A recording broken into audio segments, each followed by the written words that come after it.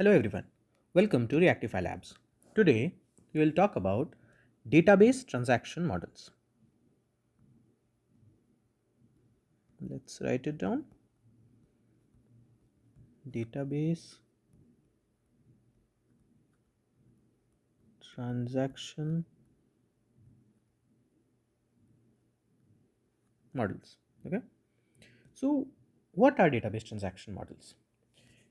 It means a database uh, must follow a set of principles, okay, to achieve any task.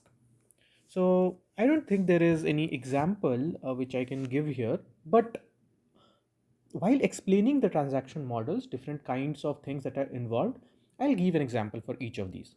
Okay, uh, just for the overall topic, I cannot seem to think of any example, but just mm, take an example of this. For example, like withdraw money from ATM. Okay, withdraw money from ATM. Consider two scenarios. One, withdraw money from ATM and follow someone follow someone on Instagram. What is the fundamental difference between these two? The fundamental difference between these two is that it has to be strongly consistent, right? Which I have talked about what strong consistency is, I believe, in one of my earlier videos. So, this thing has to be strongly consistent, but this can have eventual consistency. Okay, so this is the fundamental difference between these two. And how do we make sure that these are followed?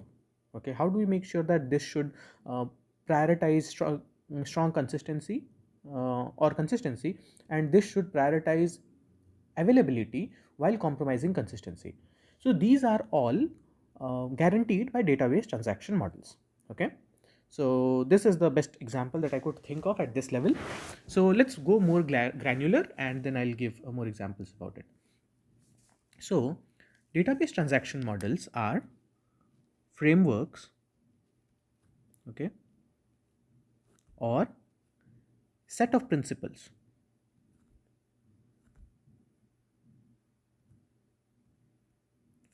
or set of principles that guide the management of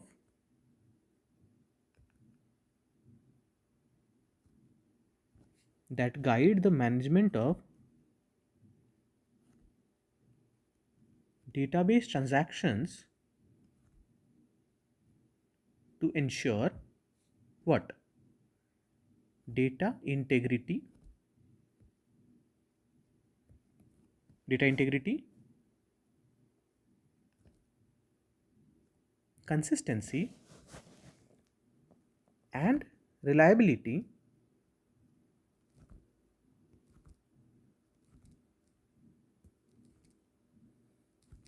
in various scenarios. Okay, so it means these are the set of principles which manage database transactions, which database transactions must follow so that data integrity, consistency, and reliability can be ensured. Okay, so these models define the rules and properties that transactions must adhere to govern how changes to the databases are handled to maintain a valid and reliable state. It means if we have a database and we make some changes to it, what are the things we need to follow? Do we need to propagate it to somewhere? Do we need to keep it to itself? Do we need to block anything? So these all are taken care by transaction models. Okay, so there are primarily two types of transaction models. One is acid and one is base. Okay, what is acid, what is base? We will talk about this in just a second. Okay, let's start with acid.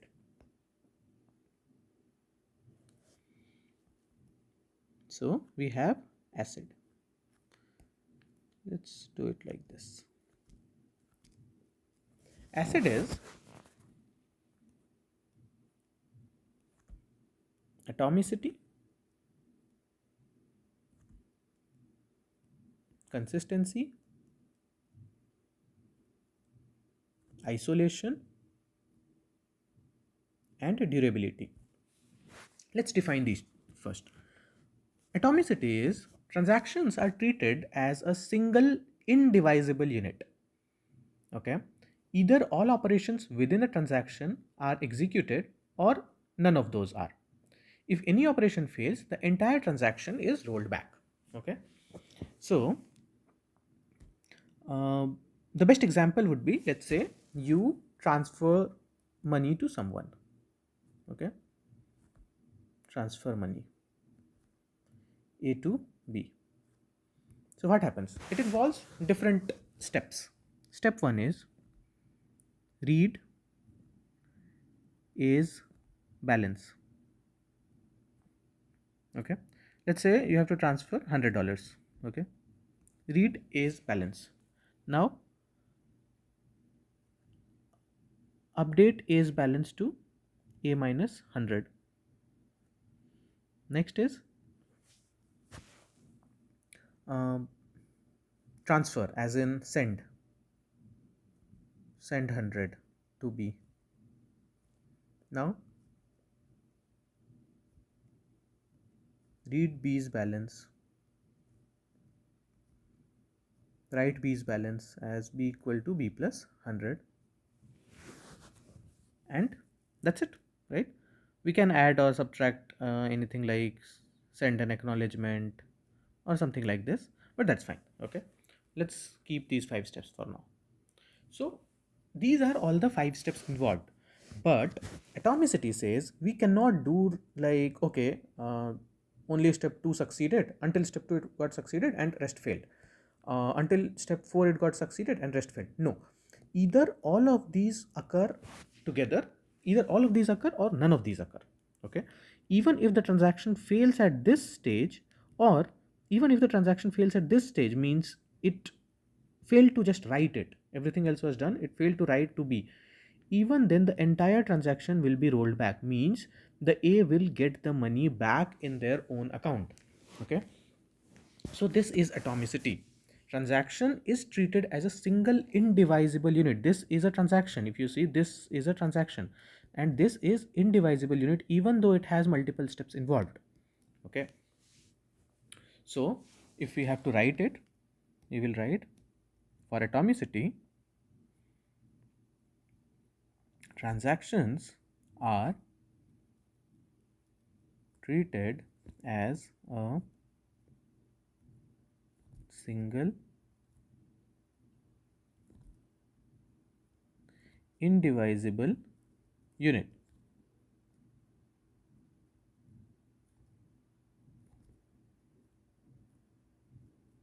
Either all operations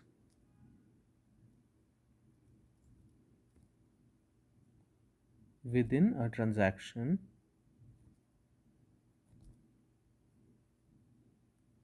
are executed or none. Okay, if any operation fails,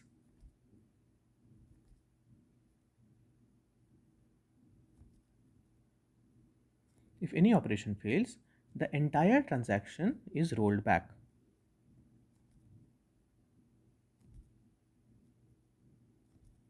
The entire transaction is rolled back. Banking systems usually follow this, acid actually, but atomicity they follow. So if you observe in your day-to-day life, if your payment fails, okay, if your payment fails, then you don't need to, you start worrying that, oh, my money got deducted, but they did not receive it, I must have lost my money, or I could not send money to this person but my money got deducted, I need to call my bank. These thoughts arise, but always remember this thing, that due to atomicity, your money will come back to you if this has not reached to other person. If any step in the transaction has failed, your money will come back to you. Okay, even I used to worry about this, but when I studied this transactions databases in my third year in undergrad, then I was like, okay, then it got um, clear to me. It was like I got a new perspective of how to see it, and I started worrying less about money transfers, because I knew in the back databases support atomicity in the transactions, and I should not worry about my money being lost in the way, or my money being deducted twice or anything like that. Okay, atomicity makes sure that my money is in safe hands. Okay, next thing comes is consistency.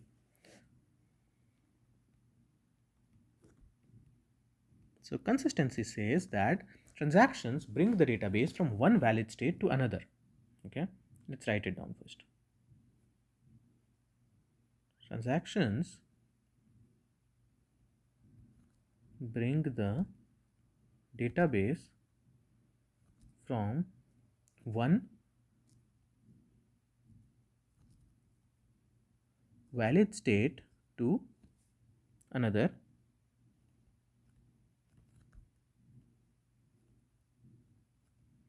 preserving data integrity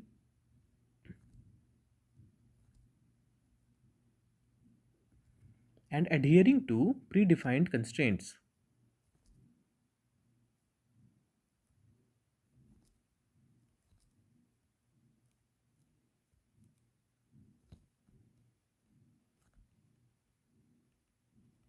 And adhering to predefined constraints. It means, so when A sent money to B and A had A minus 100 and B had B plus 100, so it means that the transaction, the state of A was initially this and state of B was initially this, it was a valid state. The next should also be a valid state. It means when the money went through, it should update both. Okay, it if because this is all a part of transaction. Sending $100 was a part of transaction.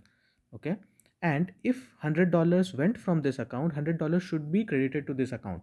So that's when only this uh, both the states will be a new valid state. Otherwise the entire sum would not be same, right? The entire sum has to be constant, and if the entire sum is not constant, it means the state is not valid. So consistency makes sure that it is a valid state even after a transaction. Okay, so that's why consistency says transactions bring the database from one valid state to another and preserves data integrity. Data integrity as in, what was the value of data first? A had A, B had B. Now A has value A minus 100, B has value B plus 100. So that is the integrity of the data. Means when 100 was subtracted from one place and added to another place, both should reflect the same thing. That is consistency, and it should be together at the same time. Because let's say initially if A had 100 and A sent 100, now A has 100 minus 100, which is 0. And if this A does not get updated at the same time, then let's say A did not get updated, A is not 0. Now still A is 100, and they said okay, let's update it later. In that case, what happens is A will be again to send 100, A will again be able to send 100, again 100. So basically A has found an infinite money glitch, which is not wrong. That's why the database should make sure that this A has the state that A is in should be consistent. So data integrity should be maintained. Let's say B initially had 0, and if A sent money, B should become 100, right? And if B did not become 100, let's say B is still 0, but B immediately needs to send money to somebody else, but B will not able to send it even though he has received it from A, right? So that's why data integrity needs to be maintained, and for that we need strong consistency, which is guaranteed by ACID or database transaction models. Okay, let's talk about isolation.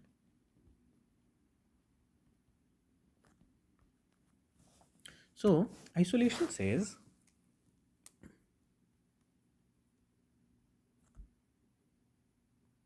transactions are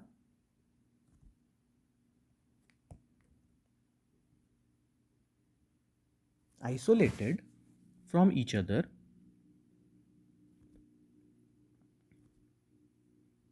transactions are isolated from each other to prevent interference.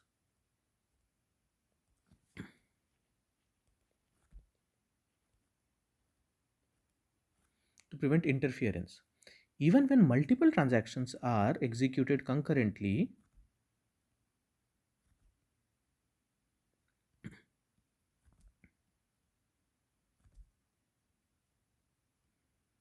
Even when multiple transactions are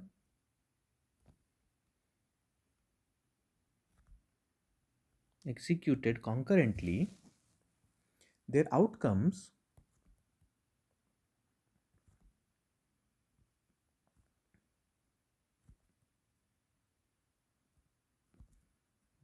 should be as if they were executed serially.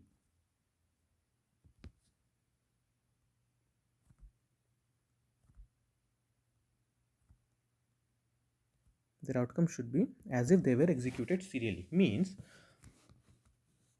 multiple transactions take place at the same time. Let's say there is a bank, there is a very big bank. It has millions of users. So obviously it is possible that multiple users are performing transactions at the same time. So even though they are performing transactions at the same time, but all transactions should be isolated. But that is a very different example, right? Obviously you will say different accounts are there, obviously they will have different transactions, but let me give you a better example. Let's say a and c a and c have a joint account. Okay, and the joint account has $100. So a sends $80 to b and c sends $50 to d, right? What happens in this case? Will the transaction succeed? No. Now it is the responsibility of the database to make sure that both these transactions not succeed.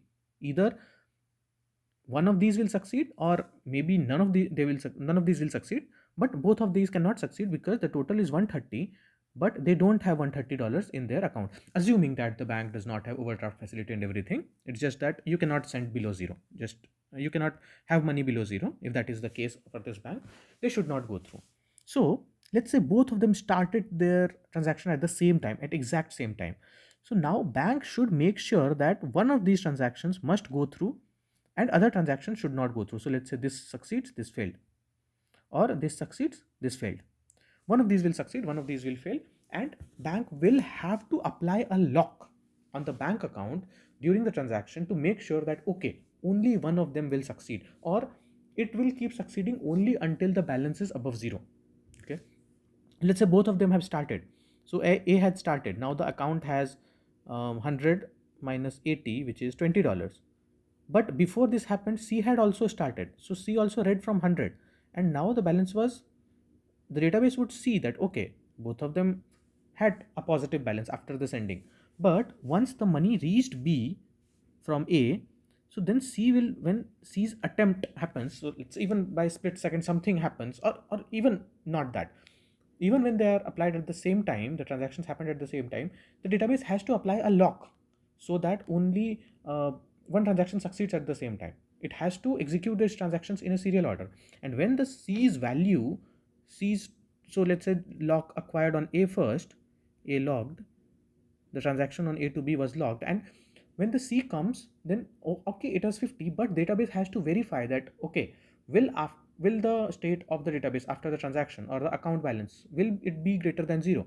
And it will see that no, now the balance is 20, so the 50, this 50 will be removed from 20 and the new balance will be $30, so it will not allow this transaction to happen. Okay, so this is isolation. Even though these transactions occurred at the same time, but database had to make sure that they follow the isolation. These transactions happen in isolation. The another good example that I can give you is, let's say you go to see a movie, okay, and there is a seating arrangement. Okay, all these seats are occupied, everything is occupied except this one seat. Except this seat, everything is occupied. And two of your friends, A and B, both decide to uh, book this seat. Then what happens? Only one of you will get it, both of you will not get it. Okay, and this has happened to me in real life as well. I have experienced this thing. So just, this is what isolation is. Isolation guarantees, database guarantees isolation, and make sure that even though multiple things are occurring at the same time, you have to uh, execute it, or the database has to execute in such a way that they are occurring in isolation. And there are different real life examples for this: movie ticket booking, flight seat booking. If two, three people, multiple people claim claim that one seat belongs to them, and if all of them book at the same time, only one of them will get it, because of the isolation thing guaranteed by the database. All of them will not get it. So everywhere where you see that something like this needs to happen, it's going to be there. Any show booking, any movie booking, any flight, train, bus, anything, any booking that you need to do, it will be like this. Okay, isolation will be guaranteed by the database. And last comes durability. So what is durability? It says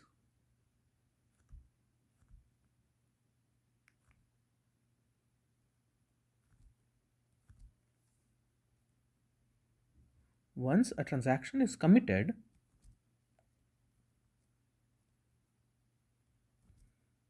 its effects are permanent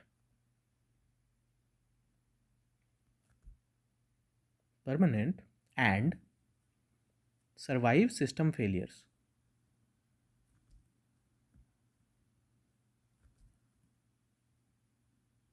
And survive system failures.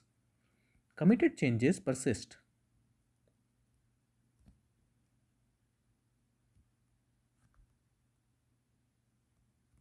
Committed changes persist and system can recover to a consistent state.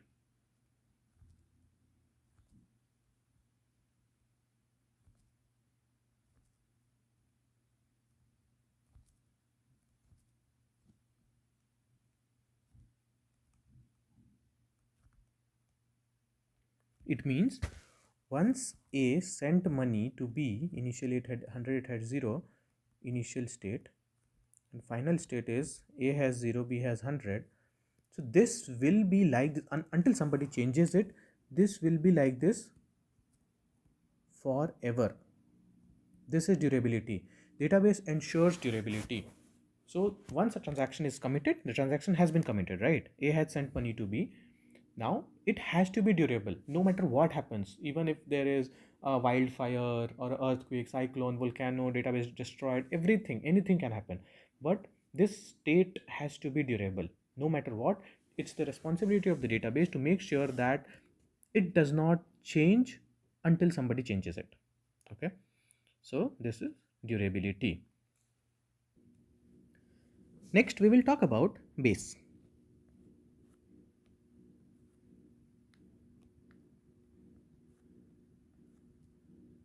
So base says, the full form of base is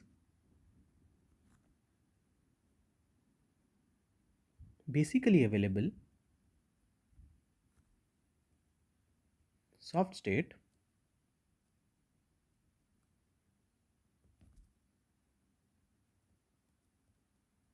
and eventually consistent.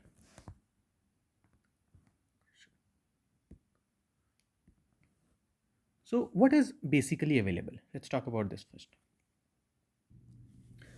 So basically available says the system remains operational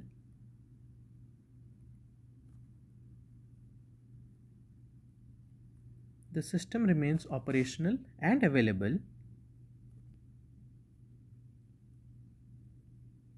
even during failures.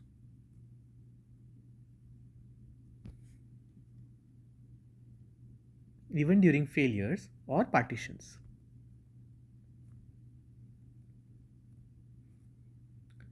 And availability is prioritized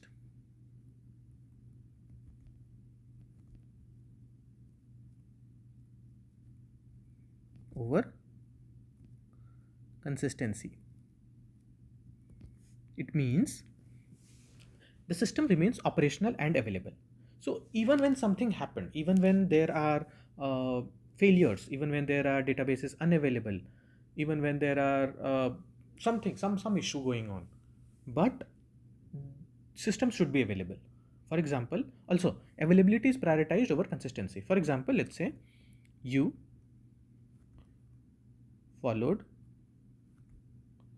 celebrity. Let's say there is some new celebrity who just joined Instagram. So you, along with 1 million others, start following them, right? It is possible that the system does not get updated at the same time. It is possible that you followed, but when you go to the celebrities following list or followers list, you will not see yourself. It is possible. That is why why we say that consistency is compromised here. Still, you will be able to use Instagram. You will be able to see the celebrity, everything about that person. But some things may not get updated at the moment. It is possible that again, the example that I have taken before as well, you see the likes on celebrities post as 100k, your friend sees it 102k. This this is not a big problem as having the money in the account. If there is a discrepancy like this in your bank account, you will be shocked, you will be surprised, you will be irritated, you will get angry that why is it like this. But for the number of likes or number of comments, you will not ever ask this question. So that's why availability is given priority. Okay, even when this happens, you will not question anything. But if something like this happens, that you also get to see 102k, your friend also get to see 102k, but the system goes down, system down, then it will be a bad user experience for you. You will question the quality of the service that this Instagram or Facebook is providing. So that's why they don't prioritize this, and instead they prioritize this with availability. The system will be available, but there will be discrepancy in the data. So they follow eventual consistency model. It means it will be same eventually. Once the hot topic that this celebrity has joined Instagram is over, once this gets over and Instagram servers get time to cool down, they will update everything eventually. But right now, it will be in a non-consistent state, but they will be available for the use. Okay. So this was basically available. Let's talk about soft state now.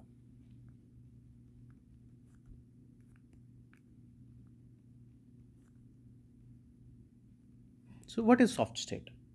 The system acknowledges that the system might be temporary and allows for temporary inconsistencies that resolve over time.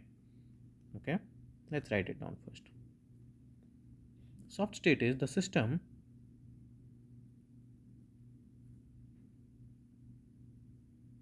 acknowledges that the system knows that it might be temporary, that the system state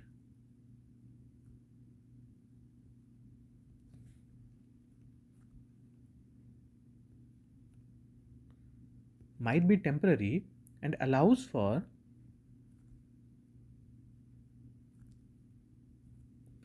temporary inconsistencies.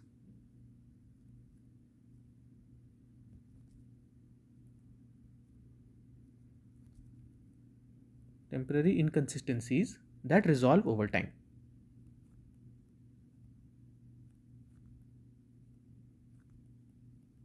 Okay, so soft state says that the system knows that the current state is temporary, as I said, 100k likes and 102k likes. So this system knows that okay, this is the soft state, it means this is not final. It The same thing cannot have two states, right? We are not talking quantum physics here. It means one of these are correct or none of these are correct. It means both these states may be temporary, the actual number may be different, or one of these may be right, but we don't know yet. The system knows that okay, whatever state it is showing to the user, whatever state it is currently in, is a temporary state, and there may be temporary inconsistencies that will be resolved over time. So this is what soft state means. And the last one is eventually consistent, which I already told you about. But let's talk about this technically also. What's the definition? The system will reach a consistent state eventually. The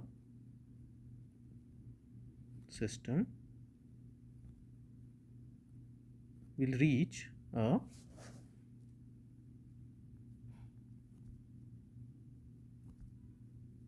consistent state eventually. That's why eventually consistent, but not necessarily instantly.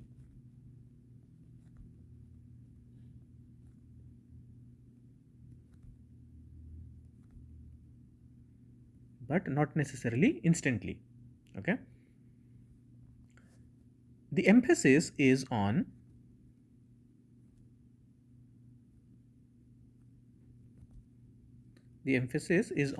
allowing some flexibility in consistency,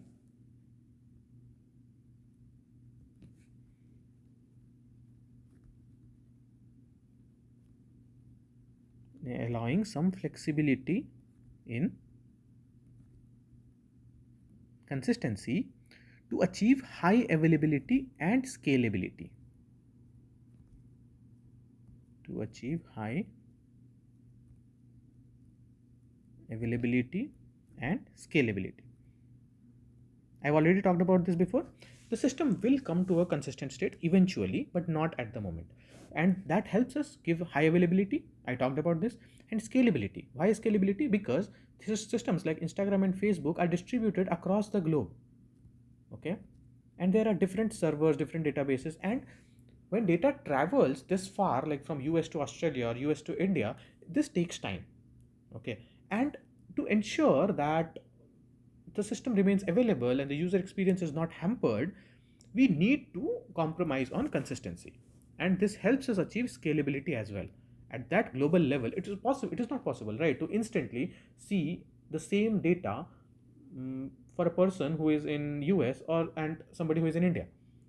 There is going to be discrepancies because data travels and the traveling takes time. Okay, it's not just like light or anything like that, like magic. It's not like that.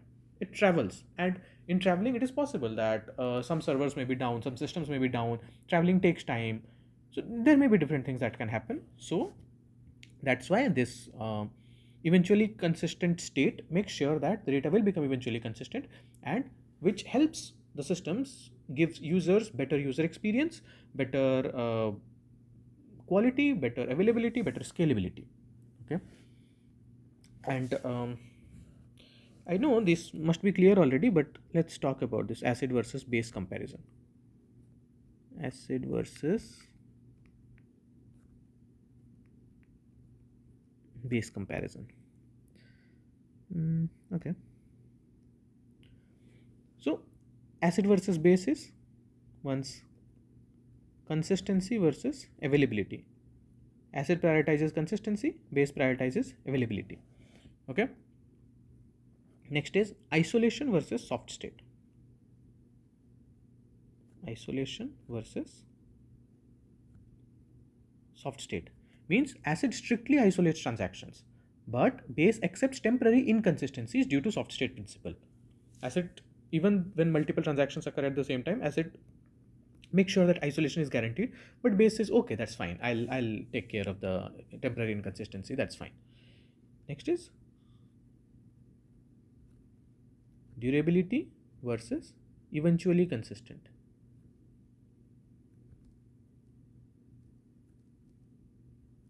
Acid provides immediate durability, right, whereas base follows the eventual consistency principle, reaching a consistent state over time. Okay. And when should we choose acid and when should we choose base? With my examples, I'm pretty sure you know now when to choose what, because if the banking systems are there, you have to choose acid, right? But let's write it down as well so that you can refer to it later and you can remember it also. Choosing between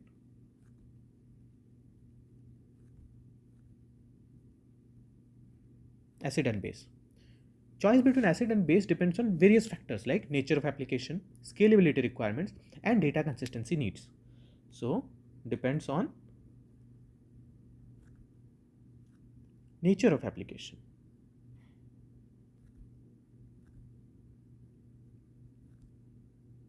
Nature of application. Is it a banking system or is it a social media system? Scalability requirements.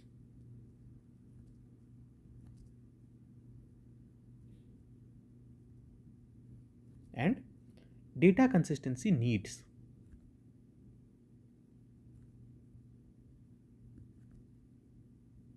And data consistency needs. Okay. So, acid is suitable for traditional relational databases. Traditional relational databases. then acid is good. Okay, while base is suitable for distributed systems. Distributed systems which offer high scalability and availability. High scalability and availability, right? So what are the traditional relational databases, or where is acid good? Acid is good in banking systems, booking systems like flight, movie, any ticket, right? While base is good for distributed systems like Instagram, or not like this, social media. Mm, next can be like what do you say? Uh, what do we call that? Streaming platforms, streaming platforms, or something like, let's say, IMDb. Whatever you update on IMDb, this can be bearable. This can be made eventually consistent, right? So that's all there is to study about the difference between acid and base and when each is used, and that concludes the database transaction models. So I hope this clears everything about transaction models, and yeah, that's it. Thank you for watching. Please remember to like, share and subscribe. I will see you in the next one.